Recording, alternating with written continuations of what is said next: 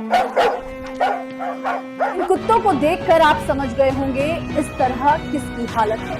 आजकल समाज में दो ही तरह के लोग संत रामपाल जी महाराज का विरोध कर रहे हैं। एक नकली संत।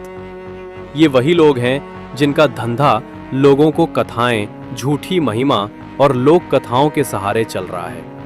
इन्होंने अपने लिए गद्दियां बना ली है, चेलों की भीड़ इकट्ठा कर रखी है और खुद को बड़ा ज्ञानी बताकर जनता को भरमा रहे हैं।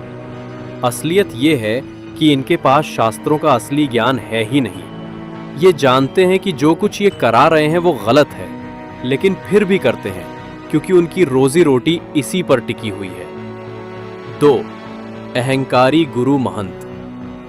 दूसरी तरफ वे लोग हैं जो अपने को बहुत बड़ा संत मान चुके हैं, गद्दी पर बैठे बैठे खुद को भगवान का दूत समझने लगे हैं, जबकि सत्य ज्ञान की इन्हें समझ नहीं। ये डरते हैं कि अगर जनता ने संत रामपाल जी महाराज का असली ज्ञान समझ लिया, जो कि वेद, गीता और सभी धर्म ग्रंथों से प्रमाणित है, तो इनके पास आने वाले लोग जाग जाएंगे और इनकी दुकानें बंद हो जाएंगी।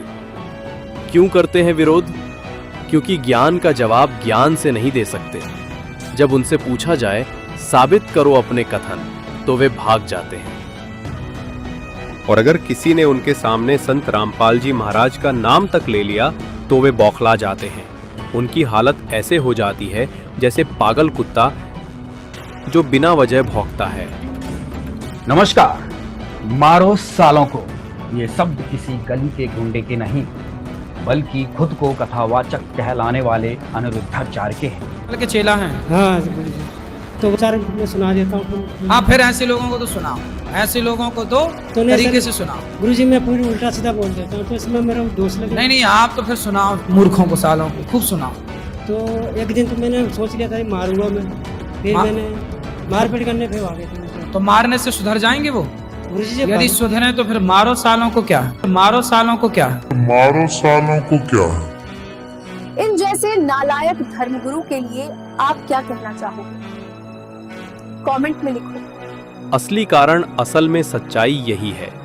संत रामपाल जी महाराज शास्त्रों से 100% प्रमाण देकर साबित करते हैं कि अब तक जनता को गलत ज्ञान परोसा गया है, और जब सत्य सामने आता है तो झूठ बेचने वालों की पोल खुल जाती है।